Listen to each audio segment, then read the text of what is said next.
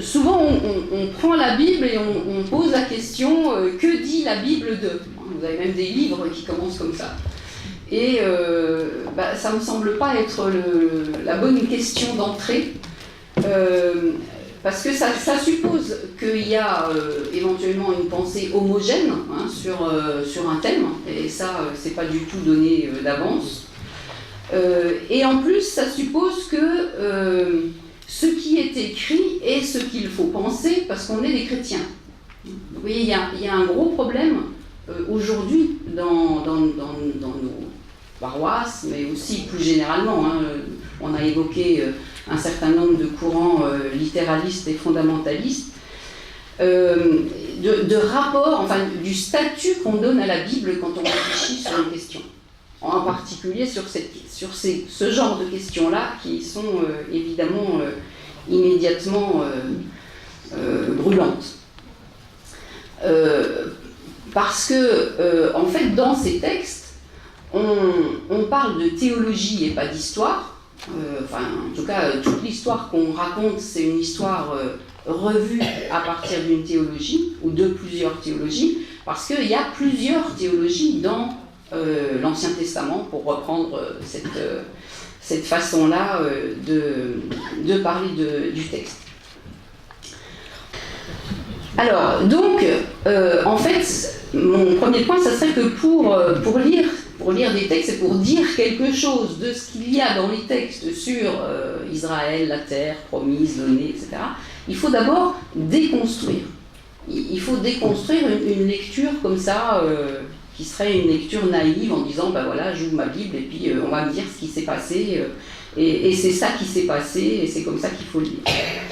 Il faut reprendre en fait l'histoire de ce peuple d'Israël, avec tous les guillemets que vous voulez mettre, biblique, à nouveau fait aussi à partir de nouvelles façons de lire, des outils qu'on a, de méthodes.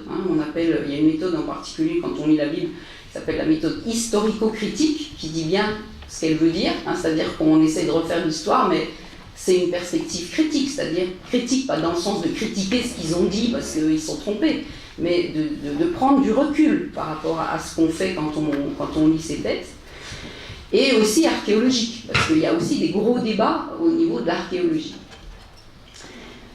Parce qu'en fait, nous avons été pendant longtemps tributaires de la théologie dominante qui existe dans toute la façon de reconstituer l'histoire d'Israël dans l'Ancien Testament, qui est une théologie, on va y revenir, qui s'appelle la théologie deutéronomiste. C'est une théologie qui s'inspire du Deutéronome, un livre où il y a un certain nombre de lois, de promesses, et qui fonctionne à partir du modèle de l'alliance. Il y a une alliance entre un Dieu et un peuple, et cette alliance, elle implique un certain nombre de choses, de la part de Dieu et de la part du peuple. Bon. Et si on ne respecte pas l'alliance, alors c'est ça qui va provoquer un certain nombre de catastrophes, entre autres dans l'histoire. Et cette théologie-là, elle a imprégné beaucoup de textes, et en fait, quand on lit le texte sans le lire de façon critique, on lit en fait la théologie deutéronomiste dans beaucoup d'endroits. Je vais essayer de vous montrer un peu ça plus en détail. Alors, pour repartir en gros du moment où on s'est arrêté tout à l'heure, de la terre promise. Effectivement, la terre promise comme expression dans l'Ancien Testament n'apparaît pas. La terre qui est donnée par Dieu s'appelle la terre de Canaan, ce qui est quand même... voilà, on est ailleurs. Et... alors, en plus, cette terre est-elle donnée ? Ça n'est pas évident. Et il y a plusieurs façons d'envisager le don de la terre dans les différents textes et différentes théologies qu'on a dans l'Ancien Testament. Ce qui est sûr, c'est que ce don de la terre, c'est un des piliers de l'alliance qui est passée entre Dieu et son peuple. Alors, je vous ai mis un certain nombre de petits textes comme ça qui vont parsemer mes propos. Donc voilà, vous voyez, Deutéronome 11, là on est en plein dans la fameuse théologie deutéronomiste. Vous respecterez donc tous les commandements que je vous ai prescrits aujourd'hui, afin d'avoir la force de prendre possession du pays dont vous allez vous emparer, et afin de vivre longtemps sur le territoire que l'Éternel a juré à vos ancêtres de leur donner, à eux, à leur descendance. C'est un pays où coule le lait et le miel. En effet, le pays que tu vas posséder n'est pas comme l'Égypte d'où vous êtes sortis. Tu jetais ta semence dans les champs et tu devais les irriguer toi-même comme un jardin potager. Le pays que vous allez posséder est un pays de montagnes et de vallées qui boit l'eau de la pluie du ciel. C'est un pays dont l'Éternel ton Dieu prend soin et sur lequel l'Éternel ton Dieu a constamment les yeux du début à la fin de l'année. Bon, voilà, ça c'est le don du pays. Alors si on lit ça comme ça et qu'on se dit voilà c'est ça qui se passe aujourd'hui, évidemment ça pose un certain nombre de problèmes. Donc là vous avez un pays choisi qui est élément privilégié de la relation entre Dieu et Israël, mais on n'en parle pas toujours comme ça, là on a le pays entier. Au moment du retour d'exil, on va plutôt se focaliser sur le temple et sur Jérusalem, par exemple. Par contre, après la destruction du temple de 70 et après 135, on va revaloriser l'ensemble de la terre comme élément de relation entre Dieu et Israël. Donc il y a des allées et venues qui dépendent en fait, toujours en fait, de l'histoire qu'on est en train de vivre. Et puis, il y a aussi des textes, alors là, c'est vraiment donné. Faut quand même s'en emparer aussi en même temps. Vous voyez qu'il y a déjà des tensions. Mais en plus, on a aussi des textes qui insistent sur une occupation conditionnelle de cette terre, c'est-à-dire qu'il y a des implications éthiques à la présence en Canaan. Et on explique aussi souvent que, dans certains textes, par exemple en Genèse 15-16, que s'ils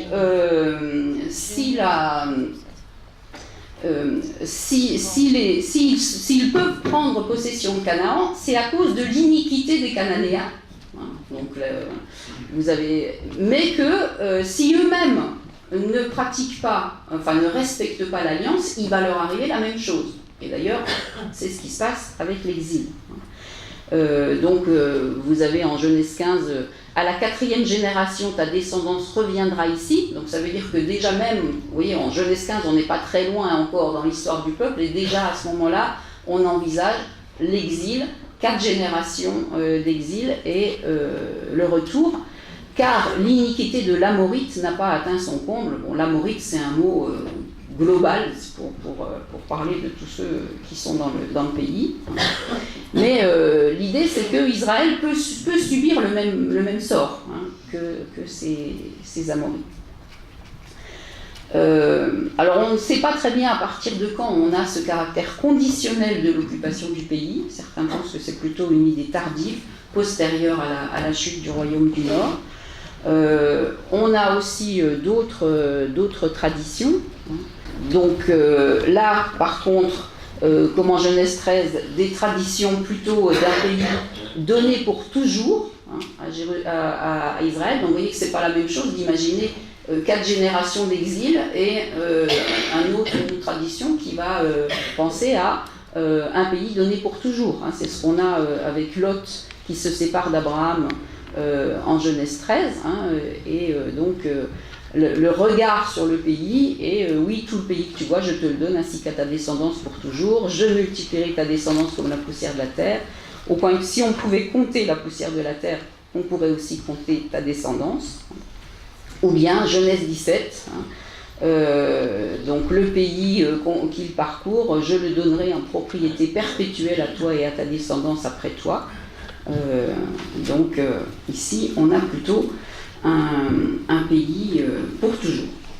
Il y a aussi une autre idée qu'on trouve dans certains textes, c'est qu'il s'agit d'une promesse, justement. Et il ne s'agit que d'une promesse. C'est-à-dire que le pays promis n'est jamais donné. Le don divin ne garantit pas la jouissance effective de la promesse de la terre. Et ça, dans le Pentateuque, c'est extrêmement fort, parce qu'il y a eu un moment, semble-t-il, où on a hésité entre faire un Pentateuque et faire un Hexateuque. Alors, Penta, ça veut dire 5, Hexa, ça veut dire 6. Hein. Donc, Pentateuque, ça veut dire qu'on a Genèse, Exode, Lévitique, Nombre, Deutéronome. Mais si on fait un Hexateuque, qu'est-ce qui vient après le Deutéronome? Josué. Josué, c'est la conquête. Alors on va revenir sur ce que ça peut vouloir dire que c'est affaire de la conquête, mais c'est pas du tout la même chose si dans le noyau de base, si vous voulez, de ce qui fait le rapport de Dieu et son peuple, on a la promesse de la terre, déclinée de diverses façons, pour toujours, pas pour toujours, avec des implications éthiques ou pas, etc., dans le Pentateuque. C'est ça qu'on a, puisque à la fin du Pentateuque, il n'y a pas un seul membre du fameux peuple d'Israël qui a mis un pied sur cette terre, hein, puisque Moïse meurt au Mont Nebo, donc en n'étant pas entré dans la terre. Donc si on a un Pentateuque, il y a la promesse, mais il n'y a pas la réalisation de la promesse. Si on a un Hexateuque, et qu'on y ajoute Josué, ce qui a semblé être une des options à un moment, la promesse est réalisée d'une certaine façon avec le livre de Josué. Alors finalement, c'est le Pentateuque qui a gagné, si on peut dire, et donc on a une promesse non réalisée. On a aussi des textes où, par exemple en Genèse 23, Abraham se présente, Sarah vient de mourir et il veut acheter, c'est le premier achat d'une terre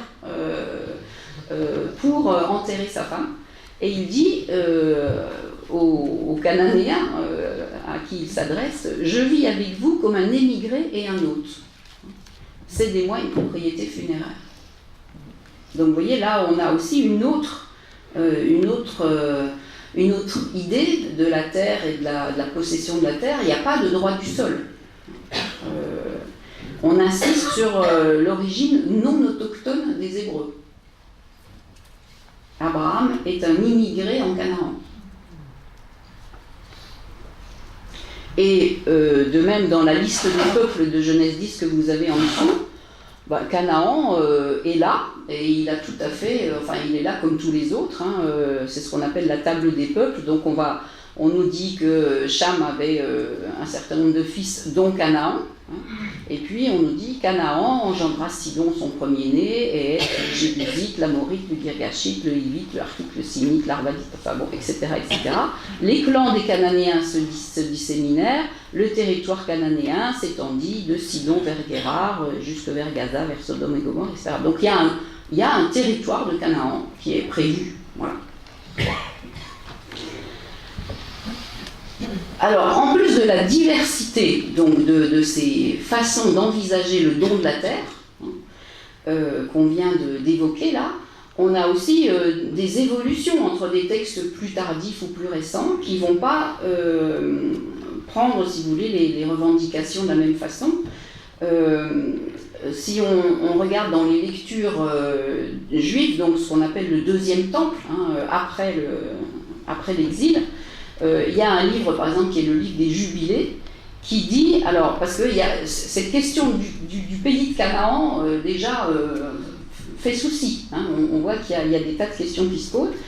Et donc, on trouve dans le livre des Jubilés l'idée que le pays de Canaan appartenait au lot de Shem, donc un autre des fils de Noé, hein, et devait revenir aux descendants israélites par héritage, et Canaan se l'est approprié de force. Donc, voilà, malédiction, et il faut le récupérer. C'est-à-dire qu'il y aurait un droit de propriété originel qui va justifier la conquête postérieure, et donc c'est comme ça qu'on justifie aussi la conquête de Josué. Vous avez aussi dans un recueil de traditions juives, dans Sifra, qui est un commentaire sur le Lévitique du IIe siècle après Jésus-Christ, où le peuple d'Israël reproche à Dieu de lui avoir donné une terre qui appartenait déjà à quelqu'un.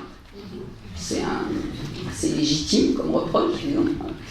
Et la réponse de Yahvé, c'est « Mais cette terre était à l'origine propriété d'Israël par Shem », donc on reprend cette tradition des jubilés, « les Cananéens n'ont servi que de gardiens des lieux jusqu'à l'arrivée d'Israël. » Voilà, vous voyez.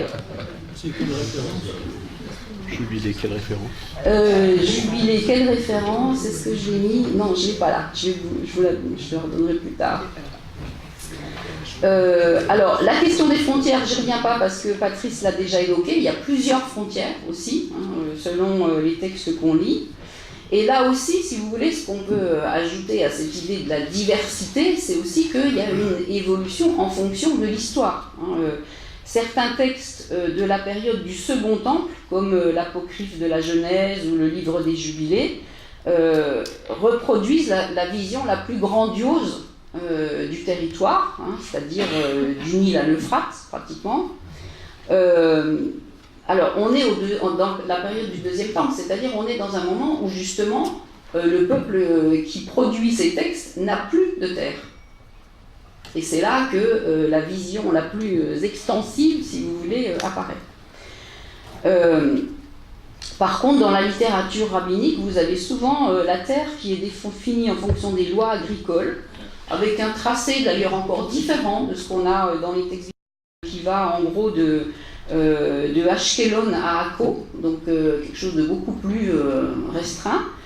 Dans la halakha rabbinique, on a aussi les lieux qui sont mentionnés au retour de Babylone. Donc on va s'occuper on va regarder les textes qui datent d'après, enfin qui parlent d'après le retour et plus du tout des textes, des promesses aux patriarches, par exemple, pour établir les frontières. Donc, vous voyez que là aussi, il n'y a pas d'univocité, il n'y a pas d'homogénéité dans les textes. Donc, si vous voulez, pour l'instant, on en est à la terre promise n'existe pas.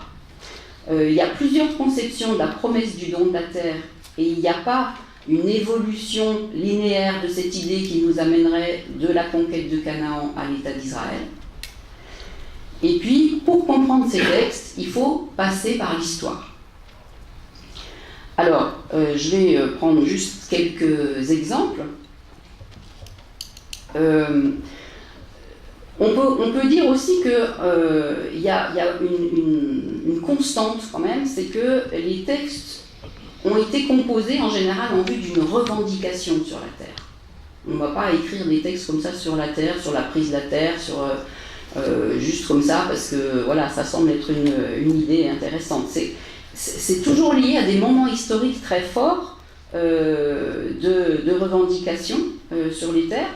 Alors, il y en a une, c'est à l'époque de Josias. Alors, Josias, pour vous situer, parce que c'est peut-être pas votre compagnon de tous les jours, donc c'est un des grands rois d'Israël qui va être un peu, enfin juste avant l'exil, et qui va faire une réforme, enfin c'est comme ça qu'on le raconte, qui va s'inspirer justement des textes du Deutéronome. C'est sans doute dans ce moment-là et ce milieu-là qu'apparaît ce courant des théologiens deutéronomistes. Et lui, il va essayer, alors il profite d'un moment où les grandes puissances sont un peu en veille, et donc il va essayer de reconquérir du territoire sur l'ex-royaume du Nord, qui à ce moment-là a déjà disparu, il n'y a plus que le royaume du Sud qui existe, et donc il essaie de reconquérir, si vous voulez, le sud du royaume du Nord, pour augmenter un peu son territoire. Et c'est Josias, pas au moment de cette reconquête, qui va en fait promouvoir les textes de la conquête de Josué, parce que ça va être utilisé comme un modèle. Je vais y revenir. Sur le modèle des conquêtes assyriennes. Je ne sais même pas d'ailleurs si je vais... moi je peux vous le montrer tout de suite d'ailleurs. Voilà. Alors, les conquêtes assyriennes, donc les Assyriens, qui sont les grands maîtres du monde à ce moment-là, dans cette région entre le 8e, 8e, 7e siècle, ils racontent des textes, mais ils ont aussi des bas-reliefs qui racontent aussi bien que les textes ce qui se passe. Et vous avez là, par exemple, la conquête d'Assurbanipal sur je ne sais plus quelle ville.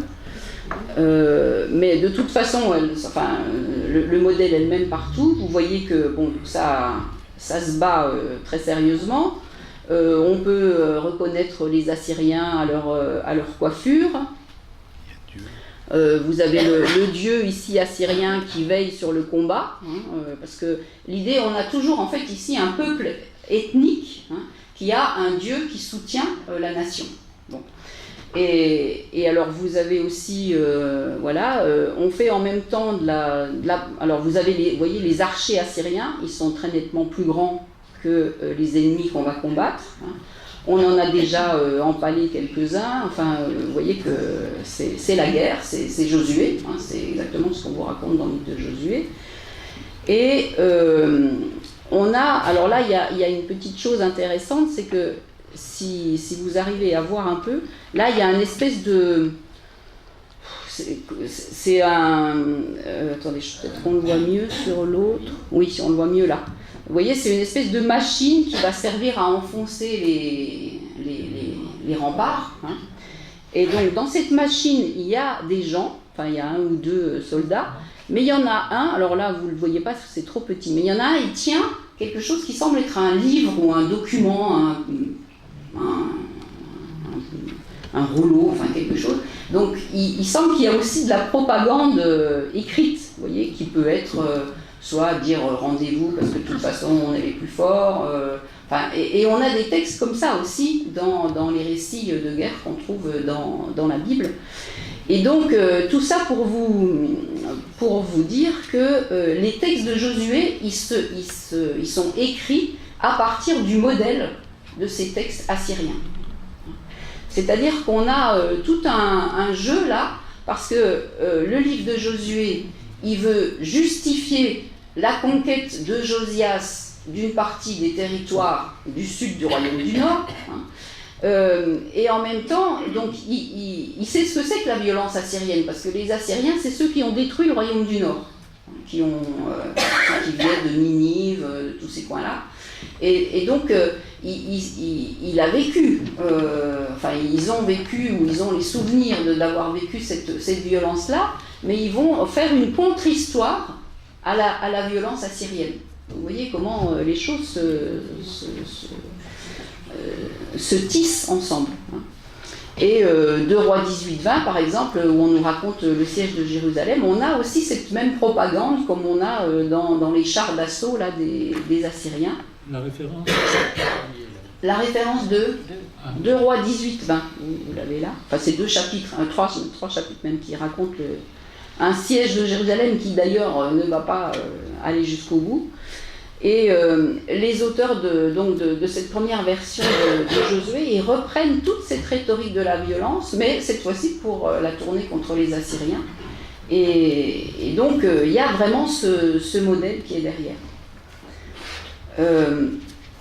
Donc ça, c'était la revendication à l'époque de Josias. Vous avez aussi une autre revendication après l'exil à Babylone, où là aussi... alors, qu'est-ce qu'on a encore? Ah oui, ça aussi, je voulais vous montrer ça. Attendez, je vais le mettre en entier. Voilà. Quand vous lisez Josué 10-11, par exemple, vous lisez... alors c'est un récit de bataille, or tandis qu'ils fuyaient devant Israël, Yahvé lança des cieux contre eux des grandes pierres et ils moururent. Plus nombreux furent ceux qui moururent par les pierres de grêle que ceux que les fils d'Israël tuèrent par l'épée. Ça, voilà, c'est typiquement le récit de bataille de Josué. Si vous allez voir chez Sargon, donc Sargon c'est un roi assyrien, Sargon II, lui, raconte à peu près la même chose. Sauf que c'est lui qui l'a raconté en premier. Et que c'est Josué, ceux qui écrivent Josué qui s'en inspirent largement. Le reste du peuple s'était enfui pour sauver leur vie. Hadad, le dieu de l'orage, poussa un grand cri contre eux. À l'aide d'une pluie torrentielle et des pierres du ciel, il annihila ceux qui restaient. Donc, vous voyez, la méthode de bataille est la même. Et on peut trouver comme ça tout un tas d'exemples qui montrent bien qu'on réutilise ce modèle.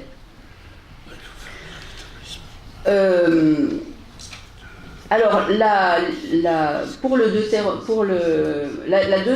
deuxième moment de revendication, donc c'est après l'exil, où là, on va aussi chercher à donner une explication de la destruction de Jérusalem et de l'exode à Babylone. Et là, donc la théorie, la théologie, l'idéologie deutéronomiste, dans ce cas-là, c'est de dire c'est une sanction de Dieu à cause du comportement du peuple et des rois. Parce qu'on va mettre aussi des notes aux rois. En général, les rois du Nord, d'ailleurs, ils ont toujours des mauvaises notes. Mais on va donc utiliser, en fait, relire le passé pour expliquer le présent. Pourquoi on en est là ? Parce que ça, c'est quand même une crise énorme. Hein, la crise de l'exil, on perd le temple, on perd le roi, on perd le pays, la terre. Hein. Et donc, il faut arriver à trouver du sens à ça, il faut trouver à expliquer. Et l'explication deutéronomiste, c'est de dire ça. On en est là parce qu'on n'a pas respecté l'alliance. Alors, il y en a d'autres qui auront d'autres explications. Bon, il y a encore un troisième moment de revendication par rapport à la terre qui va être un peu plus tard, au moment du temple construit par Hérode. Alors d'ailleurs, là aussi, il y a quand même des ironies de l'histoire, parce que Hérode, c'est un Iduméen, on le dit parfois dans les textes. Iduméen, si on le traduit en langage courant aujourd'hui, ça veut dire un arabe. Donc le temple de Jérusalem a été construit par un Hérode largement arabe. C'est toujours utile de s'en souvenir. Alors, donc là, je suis dans, vous voyez, comment l'histoire informe les textes, hein, et comment on ne peut pas faire l'économie de l'histoire si on lit les textes. Et l'histoire, mais aussi la théologie. Alors, là, c'est un autre exemple, l'histoire de la prise de Jéricho. Hein. Alors, on sait aujourd'hui que Jéricho n'avait pas de muraille au moment où on raconte l'histoire de la prise de Jéricho, ce qui est quand même fâcheux, parce que dans le texte, ça joue un rôle important. Mais en plus, si vous regardez vraiment comment ça se passe, hein, ça c'est la fin de la prise de Jéricho, pour la 7e fois, les prêtres sonnèrent des cors, Josué dit au peuple, criez car Yahvé vous a donné la ville. La ville sera vouée à l'interdit pour Yahvé, elle et tout ce qui s'y trouve. Bon, il y a Rahab, la prostituée, qui réussit à s'en sortir parce qu'elle a caché les messagers. Le peuple cria, on sonna du cor. Lorsque le peuple entendit le bruit du cor, le peuple poussa un grand cri. Le mur tomba sur elle-même, le peuple monta vers la ville, ils s'emparèrent de la ville, etc. etc. Donc, si vous voulez, on raconte la prise de la ville comme en fait une procession liturgique. Parce qu'on a tourné autour, avec les... Et ce qui est le plus important là dans la prise de la ville, c'est de sonner du cor et de crier quand on sonne du cor, ce qui est une méthode militaire assez... on n'a jamais vérifié l'efficacité de cette méthode-là, mais là ça marche, parce qu'on est en train de nous raconter un récit théologique, c'est-à-dire que c'est pas... D'abord, c'est même pas eux qui ont pris la ville, c'est Dieu. Et c'est parce qu'on a sonné du cor. Et Dieu, là, dans ce sens-là, il a une puissance militaire. Hein. Il est comme le petit Dieu qui était sur les bas-reliefs assyriens, pour montrer qu'il fait partie de la bataille. Et donc ça, on voit bien qu'on est dans un texte idéologique et pas historique. Et tout le monde n'a pas la même vision, parce que ça, c'est la vision qu'on lit dans Josué 6. Hein, mais si vous relisez le début de Josué, on a une sorte de relecture pacifique de Josué, c'est-à-dire que quand Josué va être désigné, hein, on lui dit maintenant Moïse mon serviteur est mort, passe le Jourdain et que voici toi et tout ce peuple vers le pays que je donne aux Israélites. Tout lieu que foulera la plante de vos pieds, je vous le donnerai comme je l'ai dit à Moïse. Donc ça c'est vraiment une promesse. Personne tout le temps de ta vie ne pourra tenir devant toi. Je serai avec toi comme j'ai été avec Moïse, je ne t'abandonnerai point, je ne te délaisserai pas. Et alors, donc ça c'est encore la promesse d'accompagnement, mais si vous voyez la suite, que vous n'avez pas là d'ailleurs, voilà, la recommandation à Josué c'est que le livre de cette loi soit toujours sur tes lèvres, médite-le jour et nuit, afin de veiller à agir selon tout ce qui est écrit. Comme chef militaire, si vous voulez, s'il doit réciter le livre de la loi jour et nuit, ça va un peu compliquer les affaires, hein, au niveau d'une stratégie techniquement militaire. Josué, ici, il est représenté pratiquement comme un rabbin, en tout cas comme un scribe, comme un sage, qui va... son rôle, c'est que le livre de cette loi soit toujours sur tes lèvres. Donc vous voyez, là, on a une vision de Josué complètement différente. Une autre problématique qui se pose aujourd'hui, c'est comment on lit l'archéologie, enfin comment on travaille avec l'archéologie, et là aussi, il n'y a pas d'unité, il n'y a pas de lecture unique. Alors là, je vous donne juste un exemple. Donc il y a un élément qu'on a découvert dans les fouilles à Jérusalem, qui est ce qu'on appelle... c'est une espèce de grande montée comme ça de pierre, hein, que vous avez ici. Et donc c'est dans l'endroit de la cité de David, donc, qui est censé être l'endroit le plus ancien. Mais un des problèmes qu'on a à Jérusalem, par exemple, c'est qu'on n'a aucune trace archéologique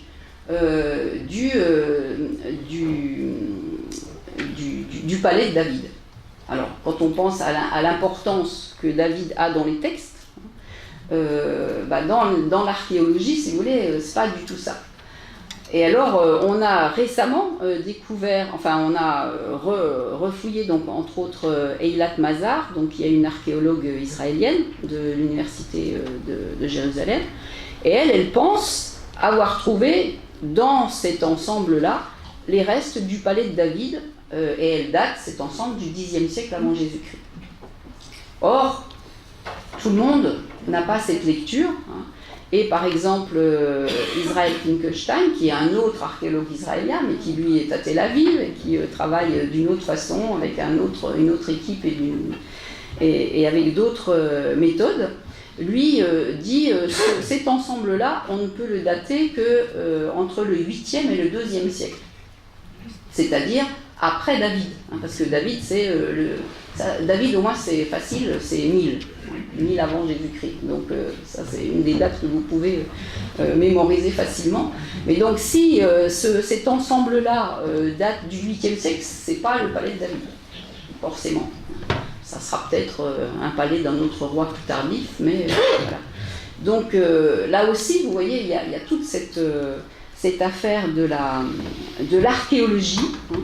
Et sur Jérusalem, alors on pourrait en dire beaucoup, parce qu'il y a ceux qui présentent l'histoire de Jérusalem, alors là je parle juste au niveau urbain, hein, des constructions, comme une véritable rupture, et qui reprend en fait le texte biblique en disant c'est David qui a construit Jérusalem, etc.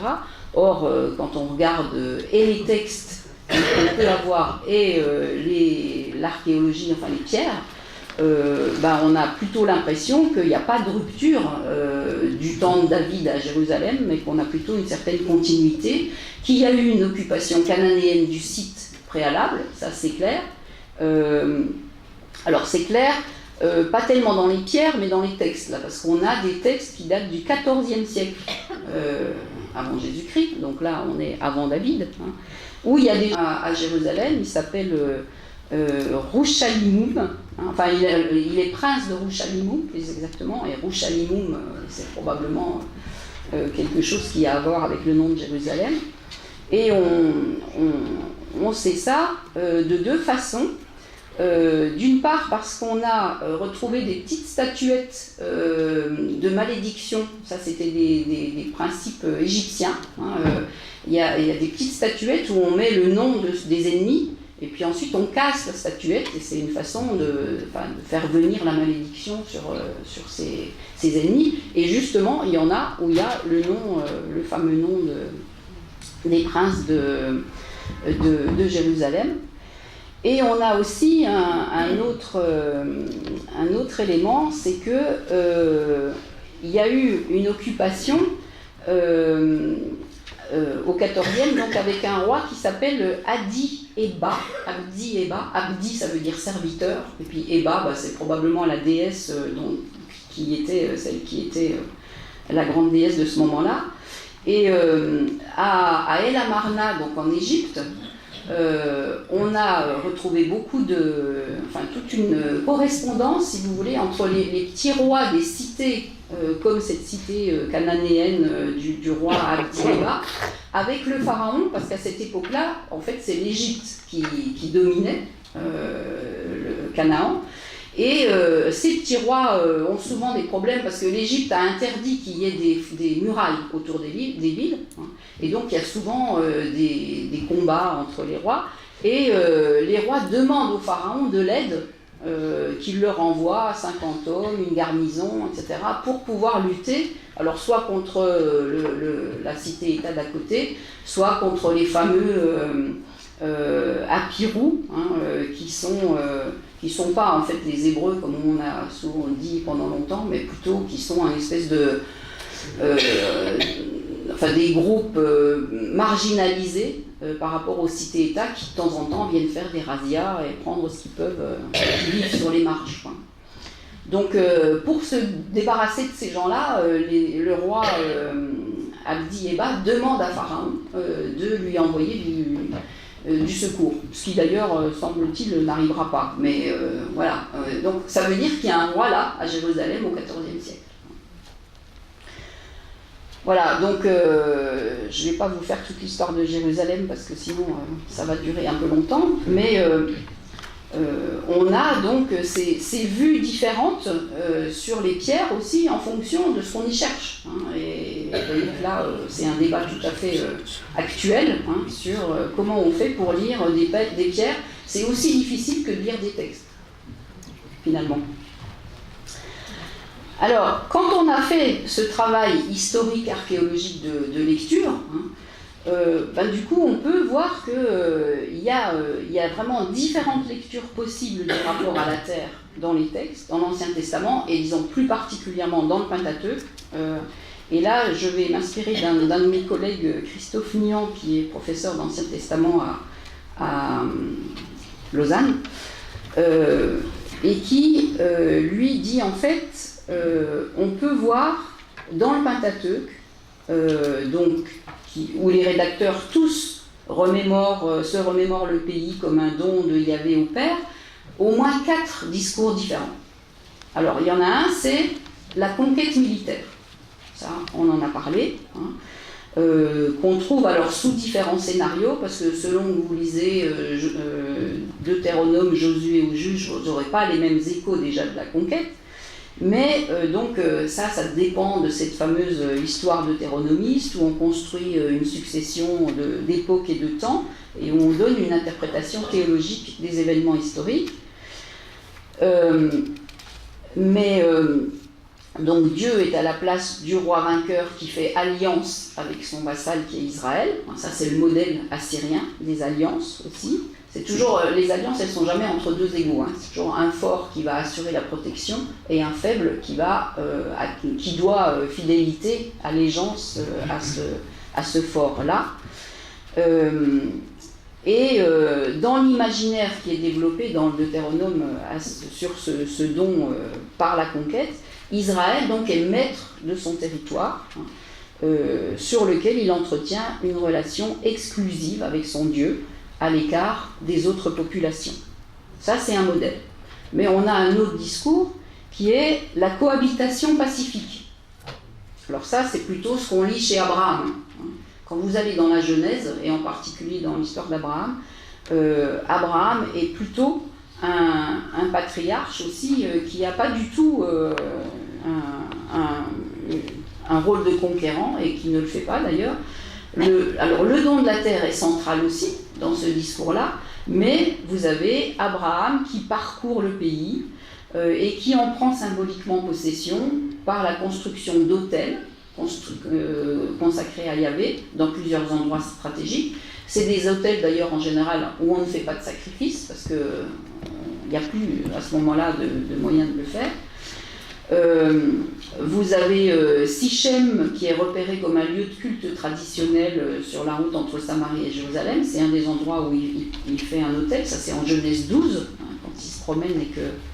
Je dois pouvoir vous trouver ça. Alors, la conquête militaire, on en a parlé déjà. Le don du pays d'Abraham, voilà. Hein. Abraham traversa le pays jusqu'au lieu de Sichem, donc un des sanctuaires. le Seigneur apparut à Abraham et dit « C'est à ta descendance que je donnerai le pays », et celui-ci éleva un autel pour le Seigneur qui lui était apparu. Vous voyez, il y a une différence entre se mettre en guerre pour prendre le pays et construire un autel pour dire « Voilà, on est là ». Bon. Et puis aussi donc à Bethel, à Haï et jusque dans le Negev. Donc Abraham par exemple va acheter ça on l'a déjà vu aussi, il va acheter une terre pour enterrer Sarah, il va acquérir un puits à Beersheba. Donc cette occupation du pays-là, elle est envisagée sous une forme de cohabitation plus ou moins harmonieuse avec les populations locales. Des fois, il y a des petits problèmes, mais on arrive toujours à résoudre les questions. Et ça permet donc de dire aussi, là, dans cette tradition-là, ça permet de poser Israël à la fois dans la terre, mais aussi dans ses liens avec tous les autres peuples qui sont autour. Et il y a des liens. Donc ça, c'est le deuxième discours. Le troisième discours, c'est l'espace rituel. Alors ça, c'est quelque chose qu'on a dans le Lévitique. Dans le Lévitique, le pays, il est représenté comme une sorte de prolongation du temple, si vous voulez. Le temple, c'est l'espace rituel sacré le plus important, mais le pays, c'est la prolongation. Donc la terre d'Israël est une terre qui doit être pure et préservée comme telle. Les populations précédentes sont chassées par Dieu parce qu'elles ont souillé le sol par leurs coutumes. Et le pays est donné à Israël à condition qu'il respecte ses lois pour ne pas souiller la terre à son tour. Vous avez là, par exemple, un exemple. Vous voyez, ainsi, donc il y a les abominations de ceux qui habitaient dans le pays, qui font que le pays est devenu impur. Ainsi, le pays ne vous vomira pas parce que vous l'auriez rendu impur comme il a vomi la nation qui vous précédait, si vous respectez les pratiques, gardez mes observances sans pratiquer ces lois abominables, etc. Et donc là, par exemple, l'exil, vous voyez, est expliqué complètement différemment. Tout à l'heure, quand je vous parlais de la théologie deutéronomiste, on dit l'exil, c'est la conséquence du non-respect de l'alliance. Ici, on va expliquer l'exil comme une espèce de façon de permettre au pays de se reposer. On dit à un certain moment, est-ce que je vous l'ai mis là ça lui servira de compenser, Lévitique 26-35, pendant tous ces jours de désolation, c'est les jours de l'exil, il se reposera pour compenser les sabbats, où il n'aura pas pu se reposer lorsque vous y habitiez. Donc toute l'histoire, toutes les tribulations font qu'il n'y a pas pu avoir de repos, de sabbat, parce que le sabbat c'est la façon de pouvoir repurifier en quelque sorte la terre, et l'exil va être ce moment de sabbat. Donc c'est tout à fait un autre univers pour retrouver la pureté rituelle. Donc le pays là c'est un espace rituel dont Dieu reste en possession, il ne donne pas, Israël en a l'usufruit. C'est ce qu'on retrouve aussi dans la loi du jubilé. Et donc cette conception-là, elle est aussi au service d'une certaine justice sociale. C'est-à-dire qu'un Israélite, même endetté, il ne peut pas être contraint à vendre une terre, puisque cette terre, elle ne lui appartient pas, en fait, elle est à Dieu, et il ne peut qu'en céder l'usufruit pour un certain temps, jusqu'au prochain jubilé. Et là, dans cette conception-là, les rites comme le sabbat sont installés dès le départ. C'est dès l'origine, c'est dès Genèse 1 qu'on a le Shabbat dans cette conception-là, c'est-à-dire en dehors de toute structure étatique. Ça n'a rien à voir avec un État, tout ça. Alors, ça, c'était donc la troisième vision. Et la quatrième, la dernière, c'est la vision qu'on peut avoir de la terre d'Israël quand on est à l'étranger. Parce que donc, après l'exil, qu'est-ce qui va se passer ? On va avoir des Judéens et des Samaritains On va avoir des gens qui reviennent d'exil. On va avoir des gens qui sont en diaspora et qui y resteront, à Babylone, mais aussi en Égypte. Et donc, eux vont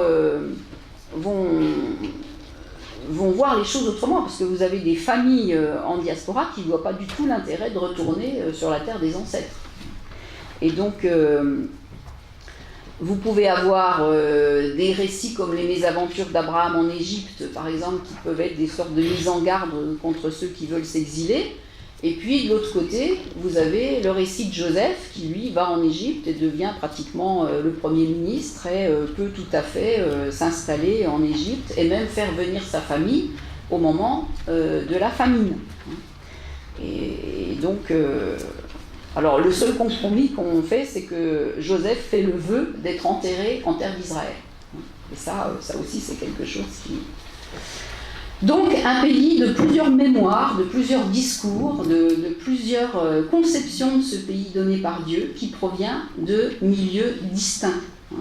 Le Deutéronome, probablement transmis par des Judéens exilés à Babylone au VIe siècle, qui commémore par le don du pays l'importance pour Israël de préserver son identité. La figure d'Abraham, qui pour d'autres Judéens, qui probablement plutôt ceux qui sont restés dans le pays, permet de traduire l'expérience du pays comme un espace où il y a une cohabitation possible entre les différents groupes. Le Lévitique, qui a une conception du pays comme un espace rituel, prolongement du sanctuaire. Et ça, c'est probablement un peu l'idée du clergé qui est à Jérusalem à l'époque perse. Et puis des passages qui prennent en compte le problème que pose ensuite l'importance de la diaspora dans différents endroits. Et on n'a pas cherché à harmoniser tout ça. Vous avez tout ça en vrac dans les textes.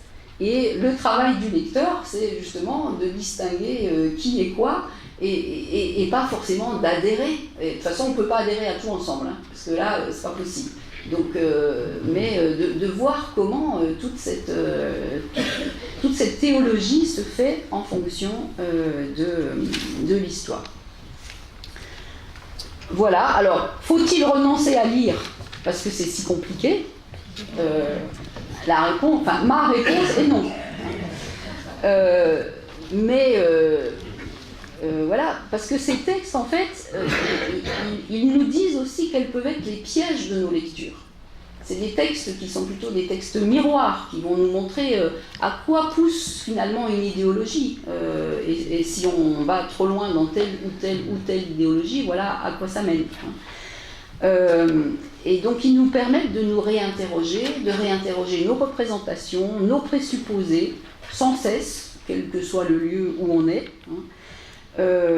Avec quand même cette idée qu'on reste dans la promesse. Donc la promesse, c'est l'assurance de nouveaux parcours possibles. Et il n'y a que ça, il n'y a que la promesse.